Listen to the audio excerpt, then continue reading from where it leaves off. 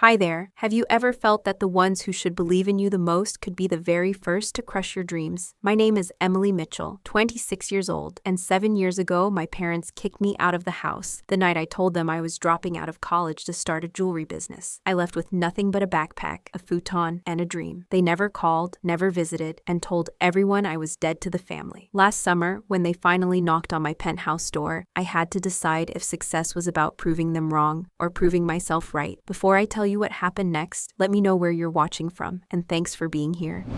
I didn't flinch. I didn't back down. I just sat there, spine straight, hands folded calmly on the mahogany table my parents had saved 3 years to buy. I'm dropping out of college, I said again, my voice steady as a rock. I'm starting my own business. The silence that followed was deafening.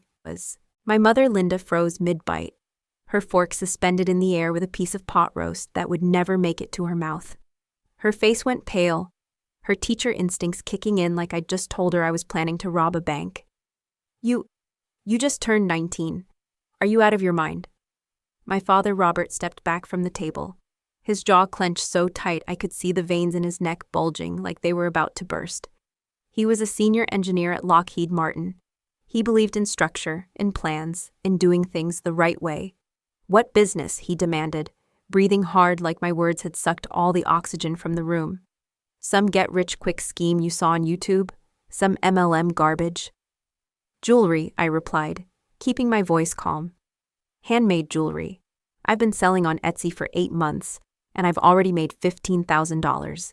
He let out a bitter, guttural laugh. $15,000? Emily, we've spent $25,000 on your education this year alone. You want to throw that away to play arts and crafts? My chest ached, but I didn't break.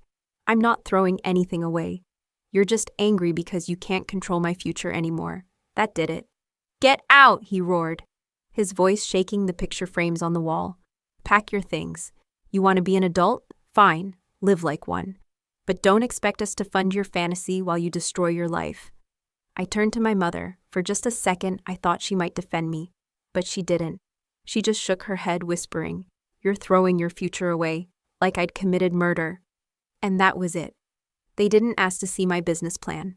They didn't ask about my customers or my profit margins. They didn't ask if I had somewhere to go or how I'd survive. They just decided I was wrong before they knew any of the facts. No one knew I had already signed a lease on a 400-square-foot studio in Rhino, the River North Art District in Denver. No one knew I had a detailed 5-year business plan with market research and financial projections. And certainly no one knew that in 12 years, when they'd stand in my penthouse overlooking the Rocky Mountains, they would finally understand the price of throwing me away. I left with nothing but my backpack and a fire burning inside me that would fuel everything that came next. The first night in my new studio was colder than anything I'd ever experienced. No heat, no furniture, just a second-hand futon I'd bought off Craigslist, and a space heater that barely worked. The windows were single-pane and drafty, whistling every time the Colorado wind picked up. I sat on that futon with a can of Campbell's soup and my phone showing 0 missed calls. No texts from friends, not even a message from my little brother Jake, though I knew my parents had probably confiscated his phone. But I wasn't broken, not yet, because I had something they couldn't take away from me, my vision. 3 weeks before everything exploded at that dinner table, I had already been working 16-hour days in this same studio. My hands were constantly stained with silver polish, and wire cutters had left permanent indentations on my fingers. I was creating custom pieces that were selling faster than I could make them. The pay wasn't consistent. Some weeks I made $800. Other weeks I hit $4,000. But every single sale proved I was right and they were wrong. So I showed up every morning at 6 a.m. and stayed until my eyes wouldn't focus anymore. I studied YouTube tutorials on advanced wire wrapping techniques. I researched gemstone suppliers and learned about precious metal markets. I took free online courses in business management and marketing. I wasn't just going to survive. I was going to become someone they never saw coming. I stopped checking my old Instagram account, watching my cousin Emily post pictures from family gatherings, while my mom liked every single photo hurt more than I wanted to admit. I muted everything related to my old life. At 3 months in, I was working at the studio during the day and taking a part-time job at a coffee shop on 16th Street Mall at night. One December evening, I collapsed outside the bus stop downtown. I hadn't eaten a real meal in 2 days, hadn't slept more than 4 hours in weeks. I was 20 years old and already drowning. That's when Marcus Rodriguez found me. Marcus owned 3 jewelry stores across Colorado and New Mexico. He was driving home from a late business meeting when he saw me sitting on that bench, shivering and crying quietly while clutching my portfolio bag. He pulled over, rolled down his window, and called out, "Hey, you okay?" "No," I whispered. But then I looked up and added, "But I will be." He didn't ask a bunch of questions. He just nodded, like he understood something about struggle that most people never learn. Then he handed me his business card. "I don't know what you're going through," he said, "but if you're willing to work, come see me tomorrow. I've got a feeling about you." That moment changed everything. The next day, I showed up at Rodriguez Fine Jewelry in Cherry Creek at exactly 9 a.m., wearing the best clothes I owned and carrying my portfolio like it contained national secrets. The store was the kind of place I'd never imagined myself shopping in. Crystal chandeliers, marble floors, display cases that looked like museum exhibits. Marcus was already there, examining a shipment of stones through a jeweler's loupe. He looked up when I walked in and smiled like he'd been expecting me. "Show me what you've got," he said simply. I opened my portfolio with hands that were shaking from nerves and caffeine withdrawal. The pieces I'd brought were my best work: a silver bracelet with turquoise inlay, earrings that incorporated traditional Native American patterns, a necklace that caught light like captured fire. Marcus examined each piece carefully, turning them over in his hands, holding them up to the light, testing the clasps and checking the solder joints. His face gave away nothing, and I found myself holding my breath while he worked. Finally, he set down the last piece and looked at me directly. "These aren't just pretty," he said quietly. "These are art. And more importantly, they're sellable art." He offered me something better than money: knowledge. Over the next 6 months, Marcus became my mentor, my business advisor, and eventually the closest thing to a father figure I had during those years, when my real father had written me off completely. He taught me about inventory management, how to track what I had, what I needed, and what wasn't worth the storage space. He showed me how to build relationships with suppliers, how to negotiate prices without burning bridges, how to spot quality stones from across a room. He introduced me to his network of wholesalers and taught me the difference between retail markup and actual profit margins. "The jewelry business isn't about making beautiful things," he told me one afternoon while we were reviewing my sales reports in his back office. "It's about making beautiful things that people will pay beautiful prices for. And then it's about making enough of those beautiful things to build a sustainable business." He also taught me about the psychological side of selling luxury goods, how to read customers, how to make them feel special rather than pressured, how to justify premium pricing through storytelling and craftsmanship. Most importantly, he taught me to think like a businesswoman rather than an artist. "Your creativity is your superpower," he said. "But creativity without business sense is just an expensive hobby." By December of 2012, just 9 months after that disastrous dinner with my parents, I was earning $35,000 a month. Not in a year, in a month. Let me say that again because I still couldn't believe it at the time. $35,000 every single month. To put that in perspective, that was more than my father made in 6 months at Lockheed Martin, even with his senior engineer salary and 23 years of experience.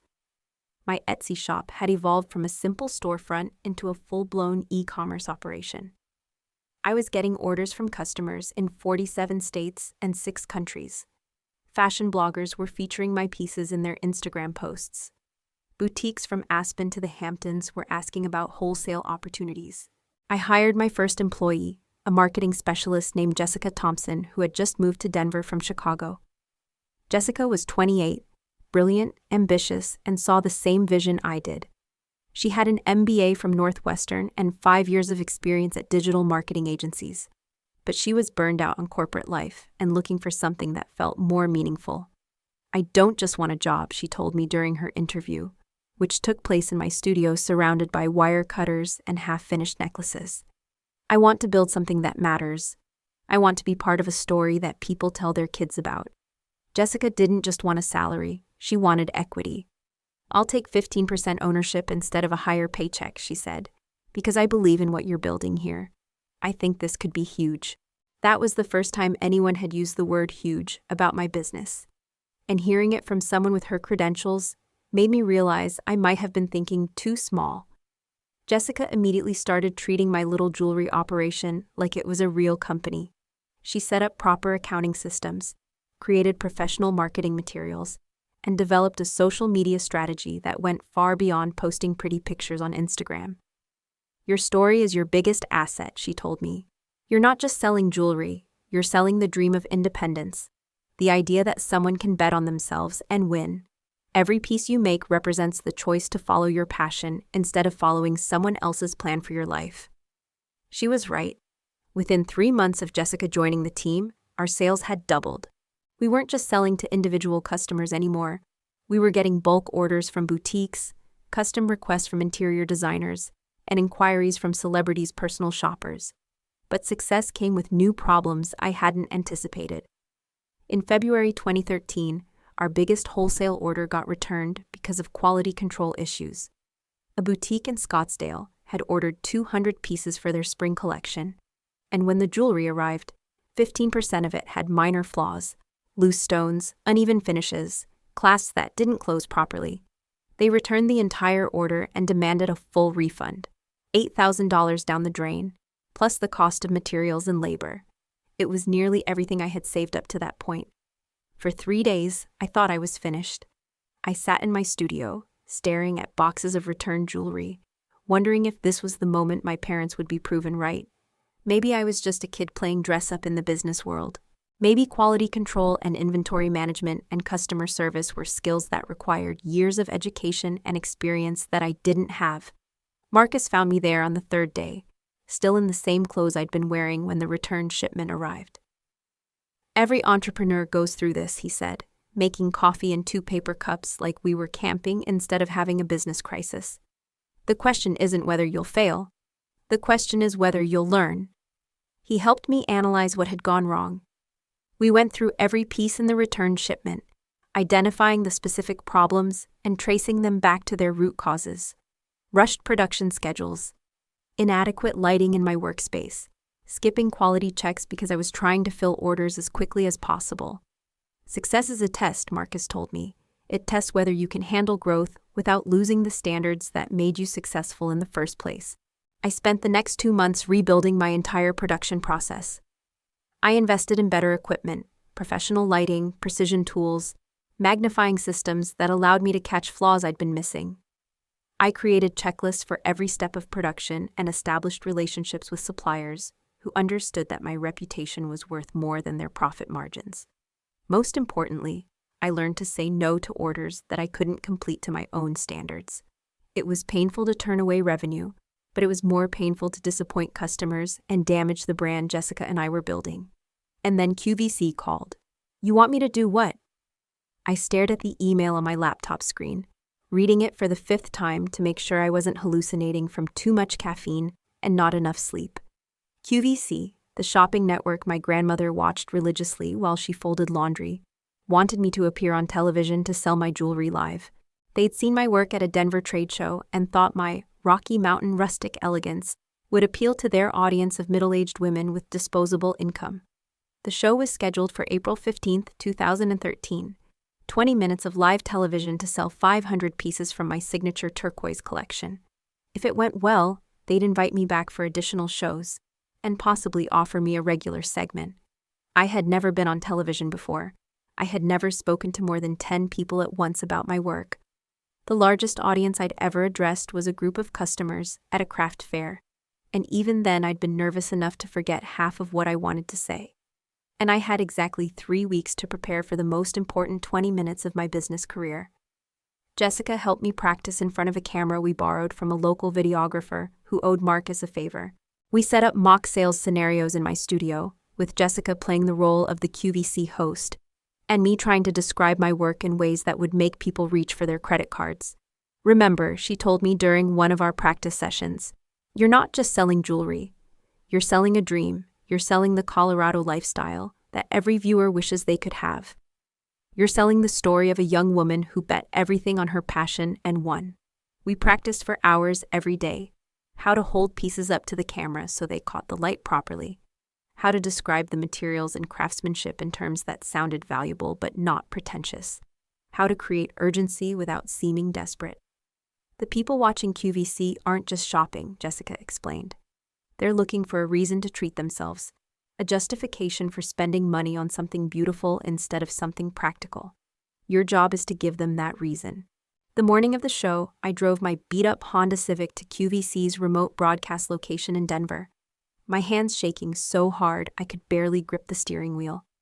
I was wearing a blazer I'd found at a thrift store and boots I'd borrowed from Jessica because I couldn't afford to buy anything new for the occasion. The studio was smaller than I'd imagined.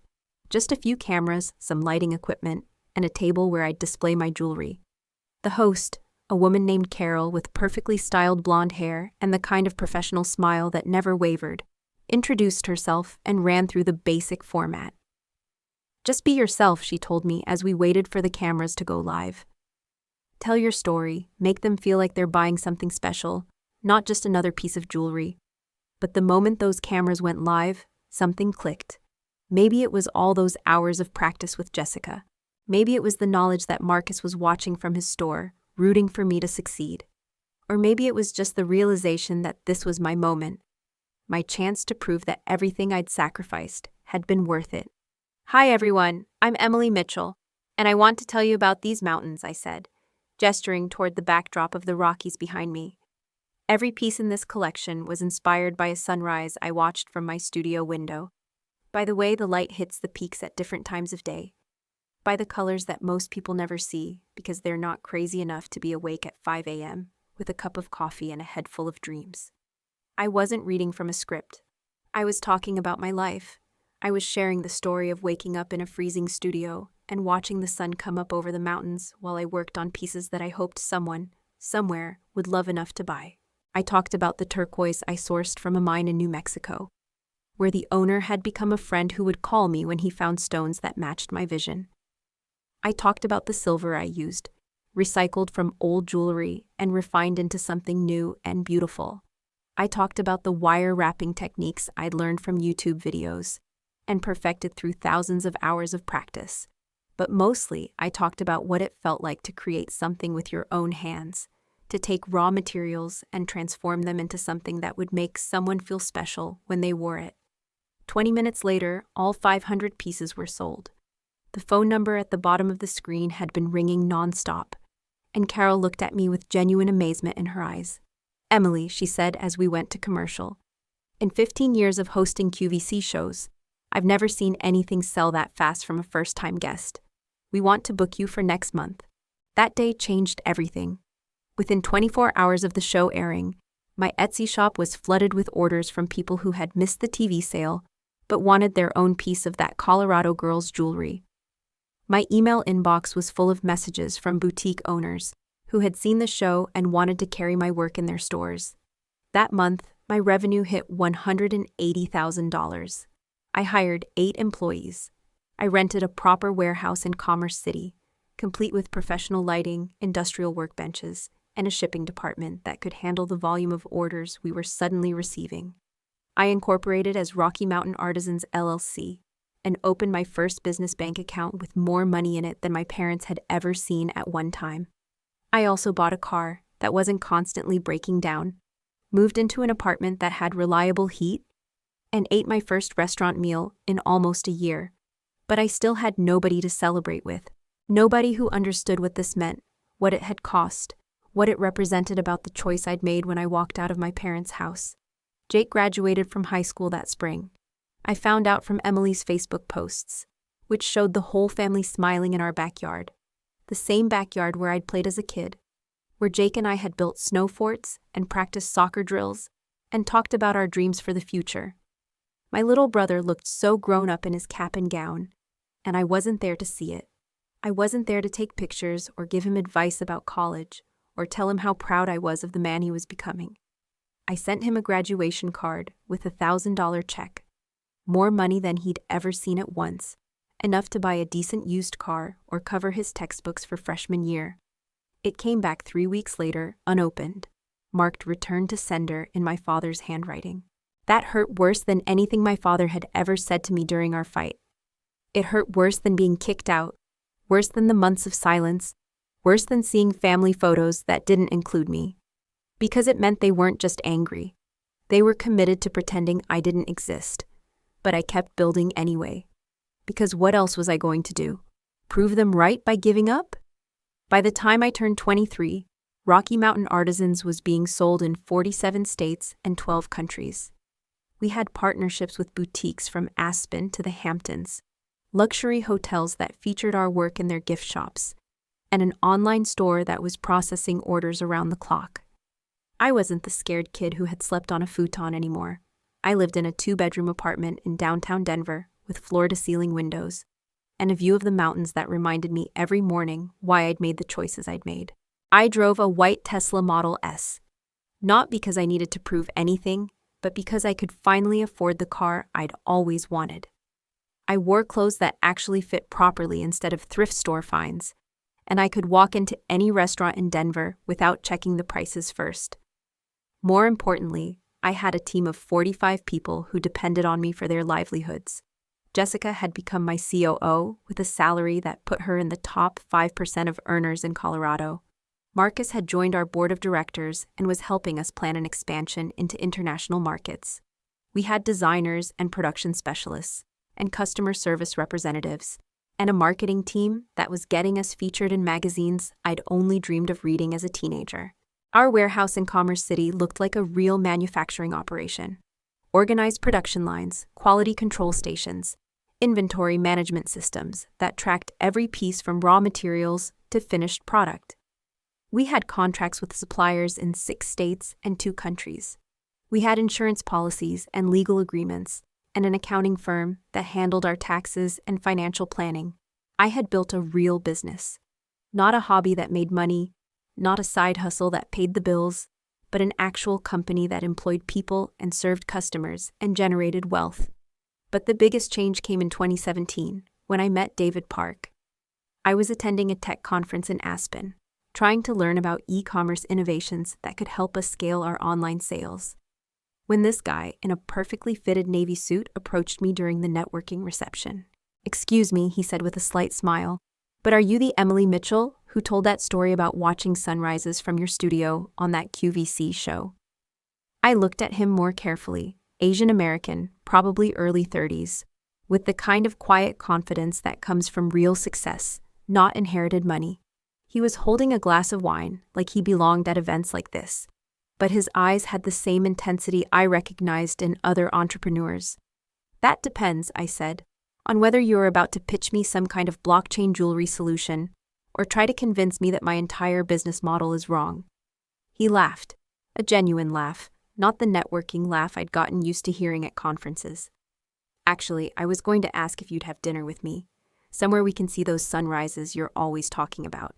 David Park turned out to be the son of the CEO of Park Industries, a Fortune 500 company based in California that manufactured everything from medical devices to aerospace components. But more than that, he was someone who understood what it meant to build something from nothing. His family had immigrated from Korea when he was 12, and he'd watched his father work 18-hour days to grow a small import business into a manufacturing empire. He'd seen what it cost to bet everything on a vision that other people didn't understand. "I see the same fire in you that I saw in my dad," he told me, on our 3rd date, as we sat on the balcony of a restaurant in Vail, watching the sunset paint the mountains gold. "You're not doing this for the money, you're doing this to prove something." He was right. Every sale, every new employee, every expansion was proof that I had been right and my parents had been wrong. Every magazine article, every industry award, every speaking engagement was evidence that the 19-year-old girl they'd kicked out of their house had known something they didn't. But David also saw something else that I'd been too busy to notice. "You're successful," he said quietly, "but are you happy?" I thought about that question for weeks. I had everything I dreamed of when I was sleeping on that futon. Financial security, professional respect, the satisfaction of building something meaningful with my own hands. My company was valued at $15 million. Forbes had named me to their 30 under 30 list. I was keynoting business conferences and being interviewed by entrepreneurship podcasts. But I was also alone in ways that success couldn't fix. I hadn't spoken to my family in 5 years.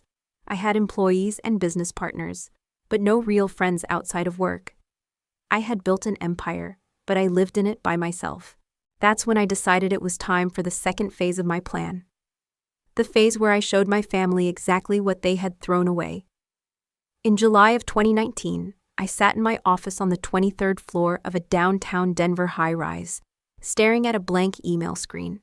Outside my windows, the city spread out below me like a circuit board of ambition and achievement, and beyond that, the mountains rose up like monuments to persistence. I had drafted this email 17 times over the past month. Each version had been either too angry or too apologetic, too detailed or too vague, too desperate or too cold. But this time, I was going to get it right. My office was everything the 19-year-old version of me had dreamed about. Floor-to-ceiling windows, modern furniture, original artwork on the walls, and a view that reminded me every day how far I'd traveled from that freezing studio in Rhino.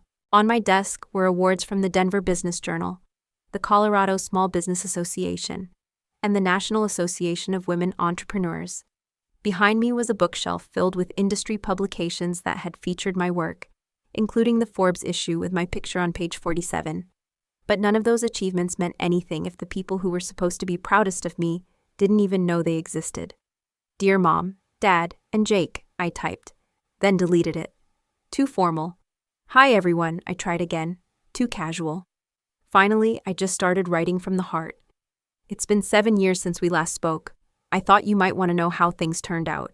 You can Google my name if you want to see what I've been up to, or you can check out the Forbes article from last year. You can look up Rocky Mountain Artisans and see our website, our customer reviews, our press coverage. The short version is that my fantasy turned into a multi-million-dollar company that employs 45 people and has customers in 12 countries. I'm not writing this to gloat or to prove a point. I'm writing because I miss my family, even if you decided I wasn't part of it anymore. If you're interested in seeing what I've built, you're welcome to visit my flagship store in Cherry Creek Mall or my home in downtown Denver. Jake, if you're reading this, I've missed 7 years of your life, and I'd like to catch up if you're willing. If you're not interested, I understand. I made my choice when I was 19, and you made yours. But I wanted you to know that I'm doing fine. Better than fine, actually. Love, Emily P.S. Dad, remember when you asked me what my business plan was?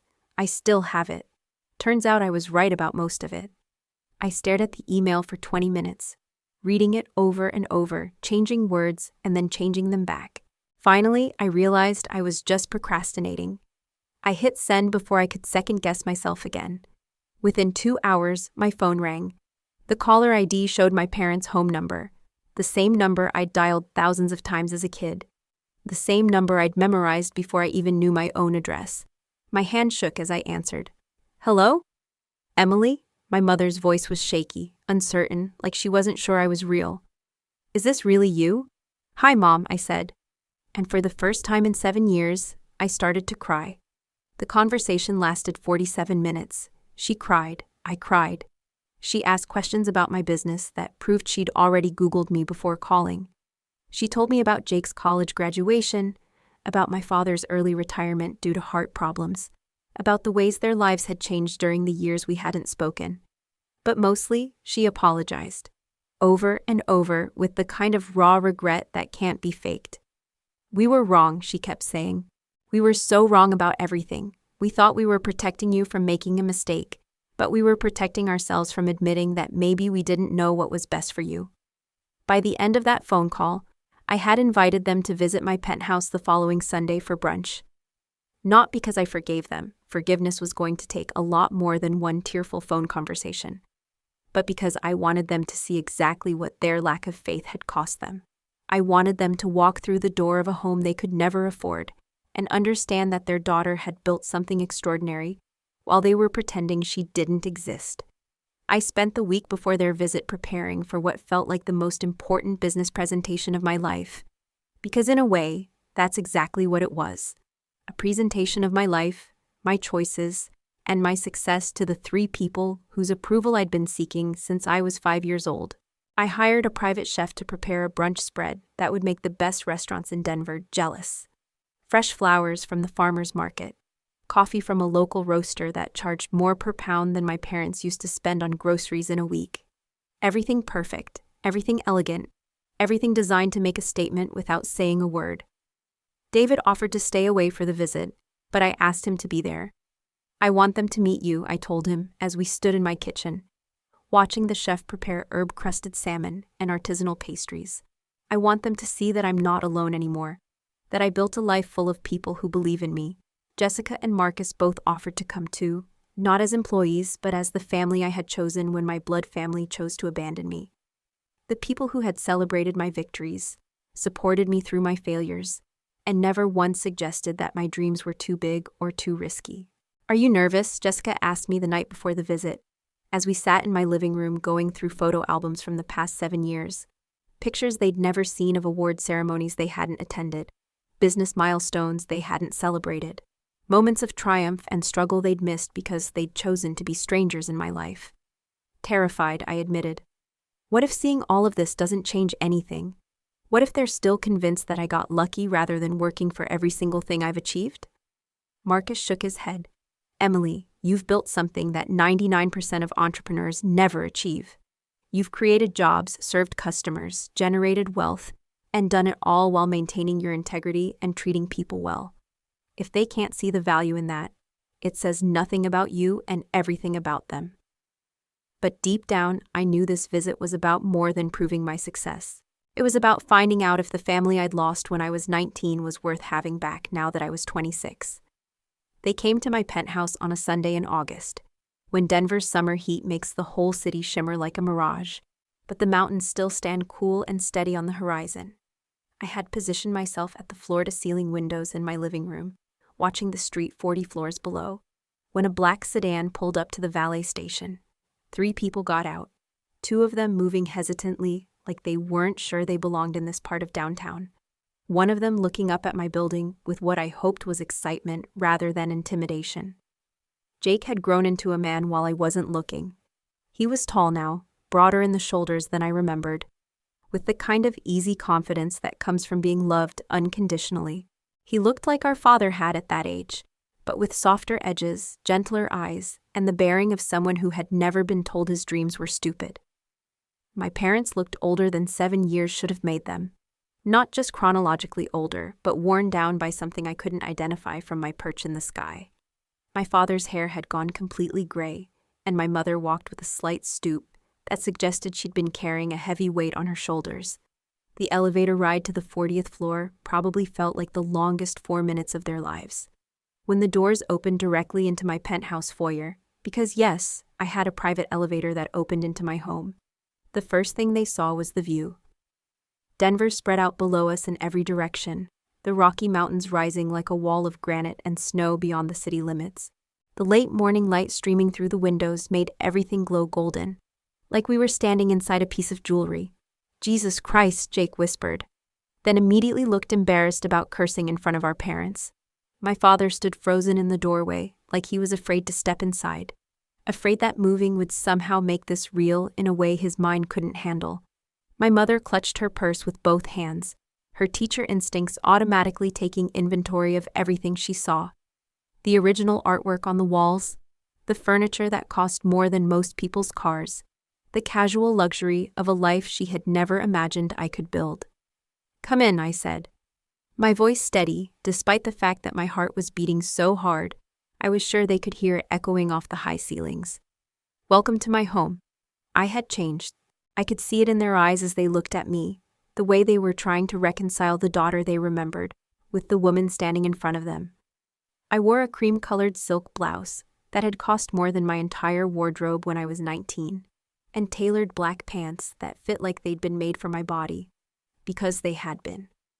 My hair was professionally styled, my makeup was perfect, and I carried myself with the kind of quiet confidence that comes from knowing exactly who you are and what you're capable of. But more than my appearance, something fundamental had changed about my presence. I wasn't seeking their approval anymore. I wasn't asking for permission or validation or acceptance. I was simply presenting myself as I was, successful, accomplished, complete, and letting them decide how they wanted to respond to that reality. Emily, my mother breathed, her voice barely above a whisper. You look successful, I finished for her. I look successful because I am. My father finally stepped inside, his engineer's eye automatically assessing the space the way he'd probably evaluated blueprints for the past 25 years. 40-floor penthouse, panoramic views, furniture that belonged in architectural magazines, artwork that suggested both taste and significant disposable income. I could practically see his mental calculations running, trying to figure out what all of this cost and how I could possibly afford it. Nice place, he said, but it wasn't a compliment. It was confusion wrapped in 3 syllables, the verbal equivalent of a man trying to solve an equation that didn't add up according to his understanding of the world. Jake saved us from the increasingly awkward silence by walking straight to me and pulling me into a hug that lasted 30 seconds too long. He was taller than me now, and stronger, and he smelled like the same cologne our father had worn when I was a kid. I missed you, he said into my shoulder, and I felt 7 years of carefully constructed emotional armor start to crack around the edges. I missed you too, little brother, I whispered back. We have a lot to catch up on. We moved into my living room, where the chef had arranged a brunch spread that looked like something from a lifestyle magazine. Fresh fruit arranged in artistic patterns, artisan pastries that were almost too beautiful to eat, and coffee from a local roaster that charged $45 per pound. Everything was perfect. Everything was elegant. Everything was designed to make a statement without having to say a word about success or wealth or the distance I'd traveled from that 19-year-old girl with a backpack and a dream.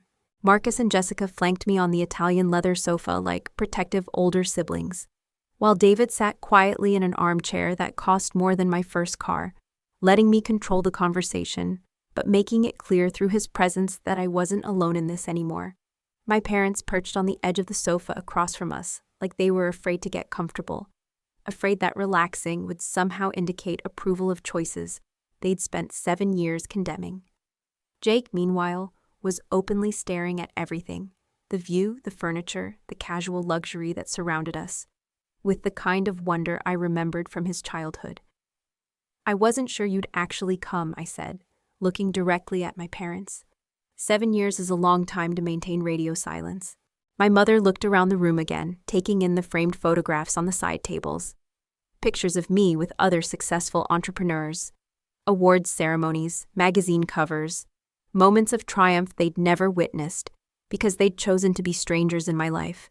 We had no idea you'd done so well, she said carefully, like she was afraid the wrong words might make me disappear again. You never asked, I replied. Not unkindly, but not gently either. You made a decision about my future without knowing anything about my plans, my capabilities, or my potential for success. You decided I was going to fail before you even knew what I was trying to do.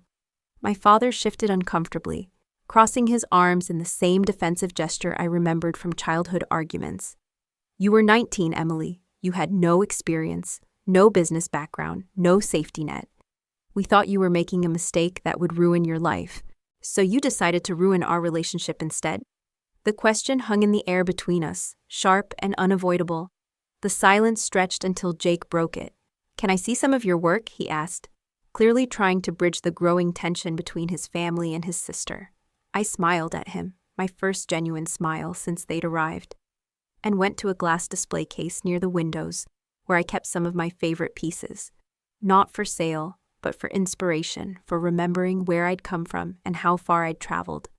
I pulled out a necklace I'd completed just 2 months earlier, white gold with a center stone that caught the light like captured fire, surrounded by smaller diamonds arranged in a pattern that suggested mountain peaks and valley shadows.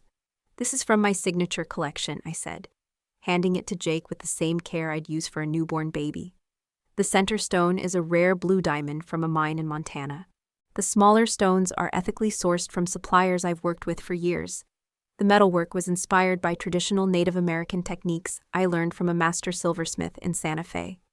Jake held it up to the light, genuinely impressed by the craftsmanship and artistry. It's beautiful. How much would something like this sell for? This particular piece is worth about $35,000, I said casually, watching my parents' faces as the numbers sank in. My mother's coffee cup rattled against its saucer. My father's eyes widened in a way that made his whole face change.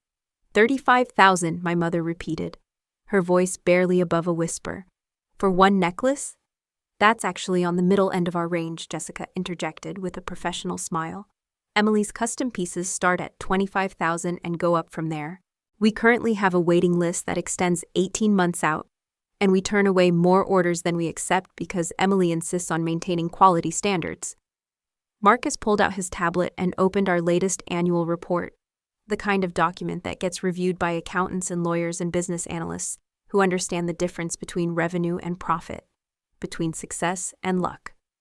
Rocky Mountain Artisans did $4.2 million in revenue last year, he said, his voice carrying the authority of someone who had built his own business empire.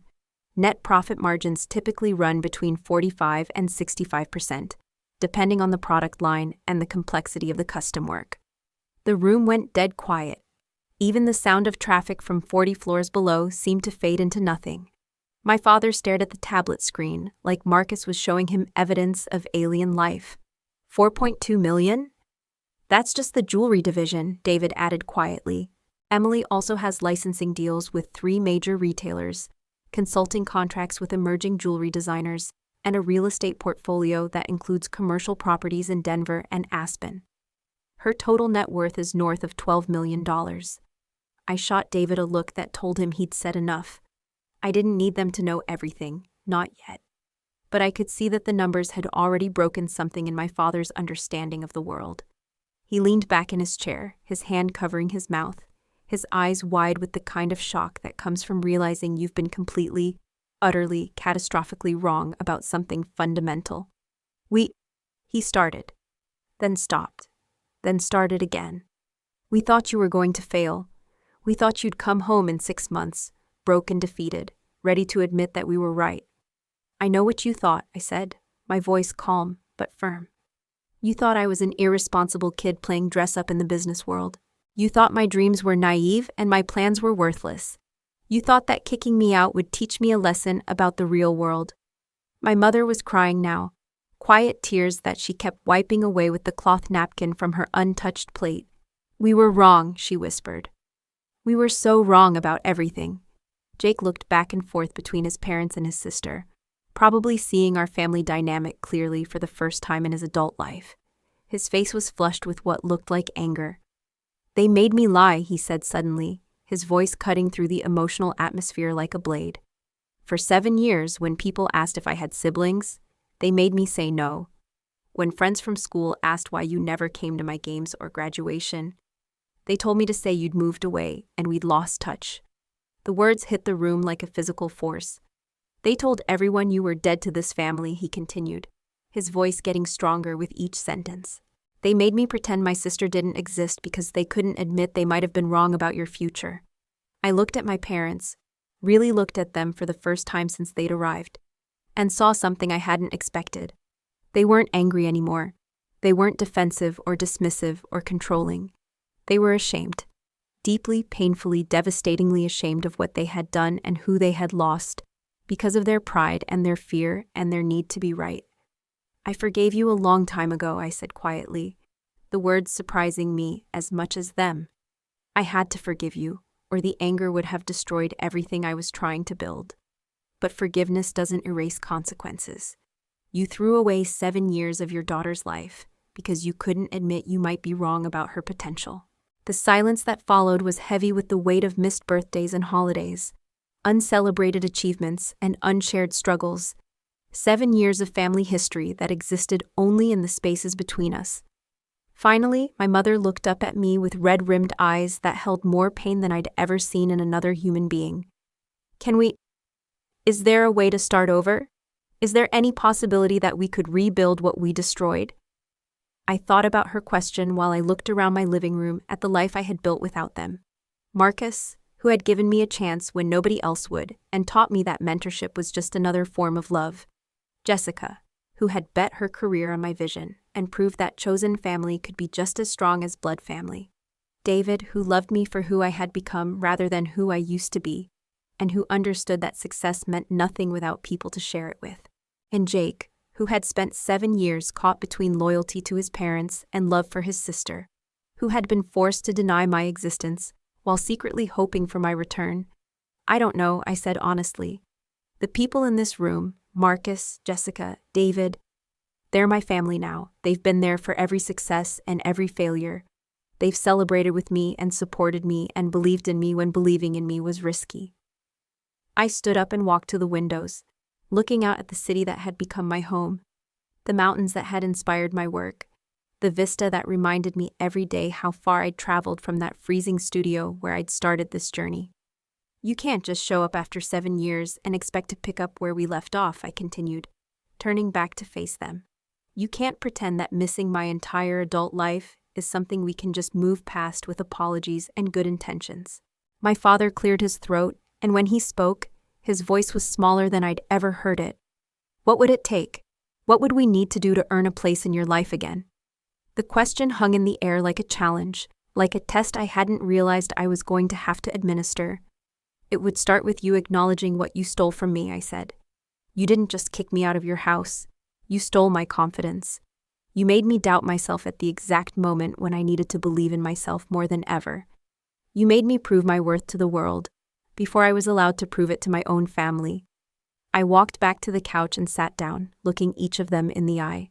It would mean admitting that your fear and your need for control cost all of us 7 years that we can never get back. It would mean accepting that I'm not the daughter you wanted me to be. I'm the woman I chose to become, and that woman doesn't need your permission or your approval to exist. My mother was sobbing now, not quietly, but with the kind of deep, wrenching cries that come from years of regret finally being released into the open air. We stole that from you, she said, between gasps. We stole your confidence when we should have been building it up. We made you fight for everything alone when we should have been fighting alongside you. Yes, I said simply. You did. Jake looked uncomfortable with the raw emotion filling the room, but he didn't try to minimize it or smooth it over the way he might have when he was younger. So what happens now, he asked. Do we just start over, pretend the last 7 years didn't happen? I shook my head. We can't pretend they didn't happen. Those 7 years made me who I am. They taught me things about resilience and independence and self-reliance that I never would have learned if you'd supported me from the beginning. I paused, choosing my next words carefully because I knew they would determine the shape of whatever relationship we might have going forward. But we can decide what happens next. We can choose whether you want to know the woman I became or whether you want to keep mourning the girl you think you lost. David, who had been quietly observing this family drama like an anthropologist studying an unknown culture, finally spoke up. Emily doesn't need you, he said gently but firmly. She's built a life full of people who believe in her and support her and celebrate her success. Her chosen family is here in this room. If you want to be part of her life going forward, you need to earn your place in it. My father nodded slowly, like he was finally beginning to understand the magnitude of what they had thrown away when they threw me away. What would that look like, he asked. I thought about that question while I watched the afternoon light shift across my living room, painting everything in shades of gold that reminded me why I'd fallen in love with this city, this view, this life I'd built from nothing but vision and stubbornness. It would look like you calling me on my birthday instead of pretending I don't have one, I said. It would look like you reading the articles written about my company and feeling proud instead of threatened.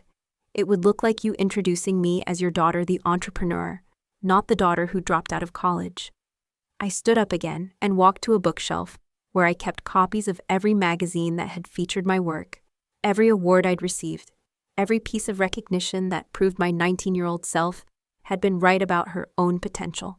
It would look like you acknowledging that I built something meaningful and valuable, not because I got lucky, but because I worked harder than most people are willing to work for something they believe in. I pulled down the Forbes magazine with my picture on page 47 and handed it to my father. It would look like you being proud of this instead of confused by it, I said. He took the magazine with hands that were shaking slightly and stared at my photograph. Professional headshot, confident smile, the kind of image that belonged in a boardroom or a business conference, not in the living room of parents who had disowned their daughter for having unrealistic dreams. And most importantly, I continued, it would look like you supporting Jake's relationship with me instead of making him choose between his parents and his sister. It would look like you accepting that I'm never going to be the person you wanted me to be, because I'm too busy being the person I chose to become. The room fell quiet except for the soft hum of the air conditioning and the distant sound of a helicopter passing somewhere above us. Finally, after what felt like hours but was probably only minutes, Jake spoke. "I'd like that," he said, his voice strong and clear.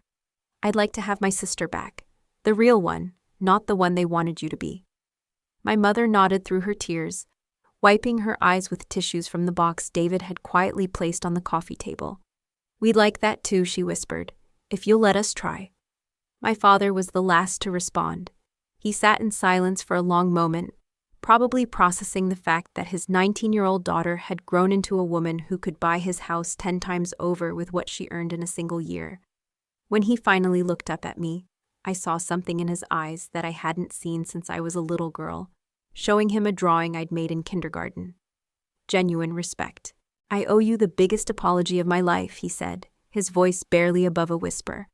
"I was wrong about everything. Your business sense, your maturity, your ability to succeed without our help. I was wrong about your dreams and your plans and your potential. I was wrong, and my wrongness cost me 7 years of knowing who my daughter really is." He stood up and walked over to where I was standing by the bookshelf, stopping just close enough that I could see the tears in his eyes. "I don't know if you can ever forgive us for what we stole from you," he said. "But if you're willing to try, I'd like to spend whatever time I have left making it up to you." For the first time since they'd arrived, I felt something crack in the wall I'd built around my heart. Not forgiveness.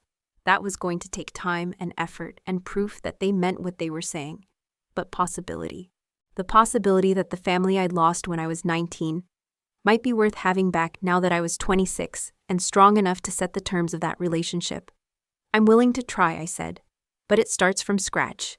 You don't get credit for the first 19 years of my life because you forfeited that when you decided I was dead to your family. If you want to be part of my life now, you have to earn that privilege based on who I am today, not who you remember me being 7 years ago." And with that, we began the long, complicated process of building a new relationship on the foundation of the old one they had destroyed. The grand opening of Rocky Mountain Artisan's second flagship store in Colorado Springs was everything I dreamed it would be when I was sitting on that futon in my first studio, eating cold soup and wondering if my parents were right about my chances of success. Local news stations covered the ribbon cutting. The mayor showed up to welcome us to the community.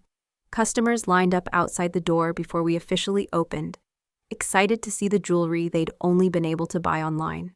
And for the first time in 7 years, my parents were there to see it.